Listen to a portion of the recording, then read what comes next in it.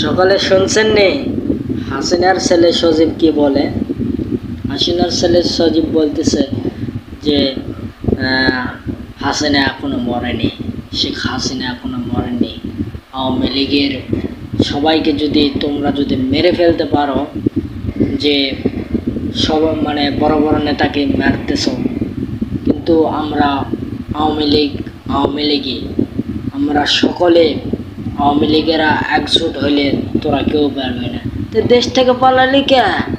এই বেটা, দেশ থেকে পালালি কে? জঙ্গিবাদী শুরু করছিস? হাসিনা বলে কি? বলে যে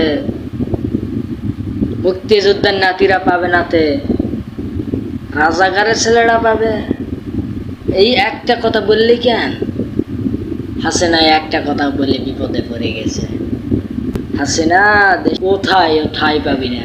এই যে এখন যেগুলা দেশে গেছে, এগুলা দেশে কি ঠাঁই তো পাবেও না। সে কারো না কারো হাতে মৃত্যু আসেই, সে মৃত্যুর মুখে পড়বেই। মৃত্যু ছাড়া ওর উপায় নাই। হাসিনা, তুই আলেমদেরকে জেলয় ঢুকাইসলি, এই কথা মনে আছে? আল্লাহ তাআলা তোর উপর গজব ঢালিছে, গজব।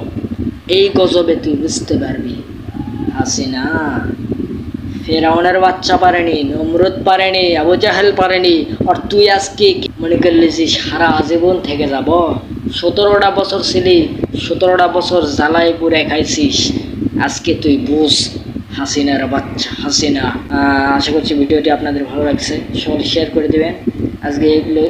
আজকে এগুলি কথা বলার কারণ হচ্ছে যে হাসিনার ছেলে এগুলো বলিচ্ছে মিডিয়ার সামনে, তো এই জন্য তুলে ধরলাম। আর হচ্ছে হাসিনা যে পালাইছে, কোনো যে ঠাঁই পাইতেছে না। নমরুদ পারেনি, আবু জাহেল পারেনি, ফেরাউন পারেনি, আর ওই পারবে? গাইস, সকালে ভালো থাকবেন, সুস্থ থাকবেন। আবারও নিত্য নতুন ভিডিও নিয়ে আসবো। আল্লাহ হাফিজ।